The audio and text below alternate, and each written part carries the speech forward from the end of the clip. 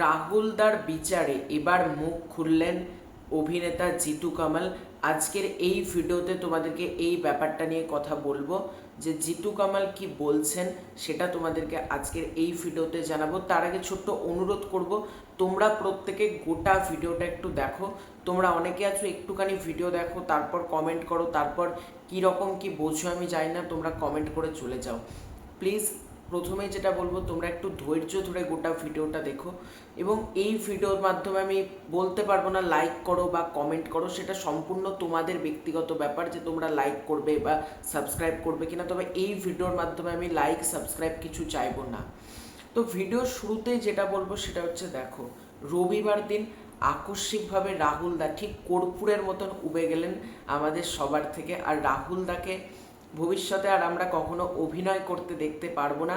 রাহুল দার ওই পুরোনো পডকাস্টগুলোই মাঝে মধ্যে চালিয়ে চালিয়ে দেখছিলাম, এতটা খারাপ লাগছিল। মানে মাঝে মধ্যেই মানে গোটা দিন আমি ফোন হাতে নিলেই রাহুল দার ওই ছোটো ছোটো ক্লিপগুলো আমি দেখছি, সহজ কথার যে শর্টস ভিডিওগুলো আছে ওইগুলো চালাচ্ছি, মাঝে মধ্যে কিছু স্পেশাল ভিডিওগুলো আমি চালিয়ে চালিয়ে দেখছি। মানে রাহুল দাস সেই হাসি খুশি প্রাণোচ্ছল একটা মুখে আমাদের মাঝে সবসময়তে থাকুক, আমি এটাই চাইবো। তো জিতু কামাল কি বলছেন চলো তোমাদেরকে আমি পড়ে শোনাচ্ছি, তারপর আমি আমার মতামতটা রাখছি। তার আগে একটা কথা তোমাদেরকে বলে দিই, এটা হয়তো অনেকেই জানো না, রাহুল দার সাথে কিন্তু জিতুদার একটা সিনেমা আসছে এরাও মানুষ, যেটা নিয়ে কন্ট্রোভার্সি হয়েছিল।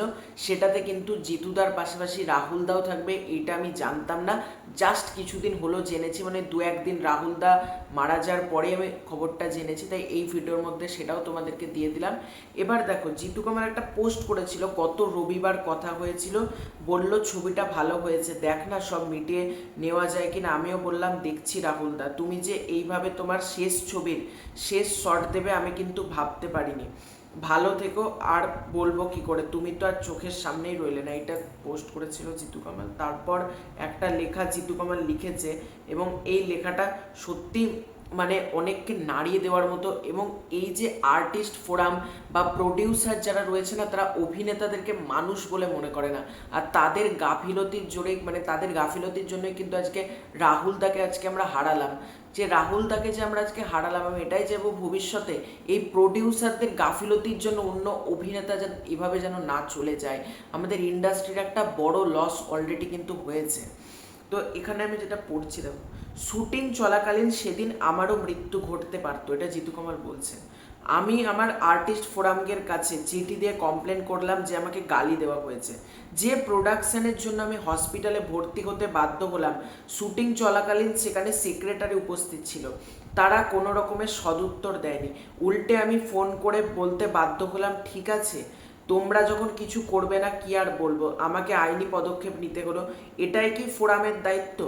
আমি অনেক সিনিয়রকে ফোন করেছি, কেউ কোনো উত্তর দেয়নি, কিন্তু যখন কোনো প্রোডাকশনের তরফ থেকে আর্টিস্টের নামে কমপ্লেন করে সঙ্গে সঙ্গে আর্টিস্টকে ডেকে ভৎসনা করা হয়। আর্টিস্ট ফোরামের বড় সদস্য প্রশ্ন তোলেন, জিতুর সঙ্গেই কেন অনবপ্রিত ঘটনাগুলো হয়? আপনাদের কি কখনো জিতুর কোনো কাজের মাথা নত করতে হয়েছে? এমন হয়েছে কি জিতু বারবার ভুল প্রমাণিত হয়েছে, সরি বলেছে, আবার ভুল করেছে, মোদ্দা কথা জিতু প্রতিবাদী, তাই অন্যায়ের সঙ্গে আপোষ করে না।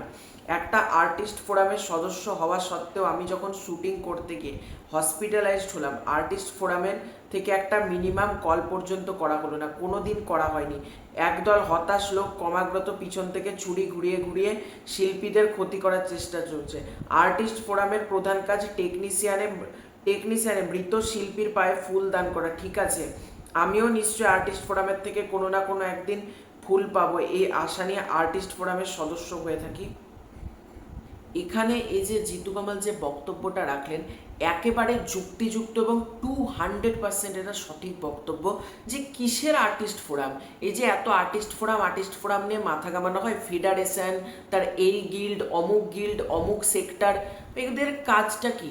আজকে প্রোডাকশন হাউসকে কেন লাইসেন্স দেবো, যে প্রোডাকশন হাউসের জন্য রাহুল দার মতন একটা মানুষ আমাদের থেকে চলে গেল, সেই প্রোডাকশন হাউস আমি অন্তত চাইবো মন থেকে যাতে কাজ না পায়, মানে কোনোদিন যাতে তারা কাজ না পায়, এটা তাদের গাফিলতি। আজকে সম্পূর্ণভাবে মানে প্রডিউসারদের কাজ হচ্ছে কিভাবে টাকা বাঁচাবো।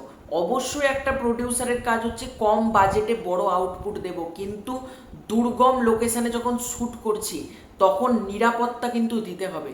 এটা প্রতিটা আর্টিস্টে যে জিতু কামাল বলছেন যে সেই দিন তারও মৃত্যু ঘটতে পারত, মানে এইরকমও তাকে মানে লিখতে হচ্ছে। এটা আমার এতটা খারাপ লাগলো যে কতটা মানুষ মানে ডিপ্রেশনে গেলে বা কতটা খারাপ লাগলে এই কথাটা তাকে লিখতে হয় যে সেই দিন তো আমারও মৃত্যু ঘটতে পারতো।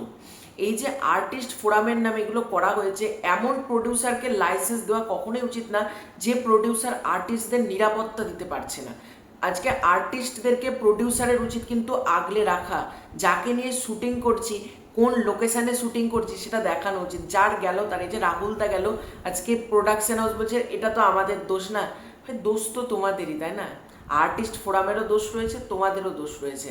জিতু কামাল যে কথাটা বললেন আমার এতটা মানে সঠিক যুক্তিযুক্ত মনে হলো, এই জন্য এই ভিডিওটা আলাদা করে আমি করলাম যে ভবিষ্যতে যেন কোনো মানে আর্টিস্ট ফোরামটা এভাবেই তৈরি করা হোক যে এমন প্রডিউসারকে আমি সিনেমা বানানোর লাইসেন্স দেবো না যে প্রডিউসার আর্টিস্টদেরকে নিরাপত্তা দিতে পারে না।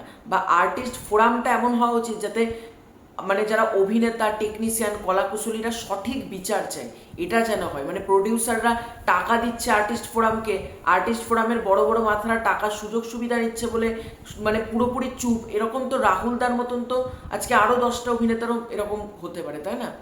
কিছু বলার নেই আর, এরকম করেই টলিউড চলছে, চলবে, মানে আর কিচ্ছু বলার নেই আমার। তো তোমাদের এই পুরো ব্যাপারটাকে কেন্দ্র করে কি মতামত কমেন্ট করে জানিও। খুব শীঘ্রই দেখা হচ্ছে নতুন কোনো এক ভিডিওতে, ততক্ষণের জন্য বাই বাই।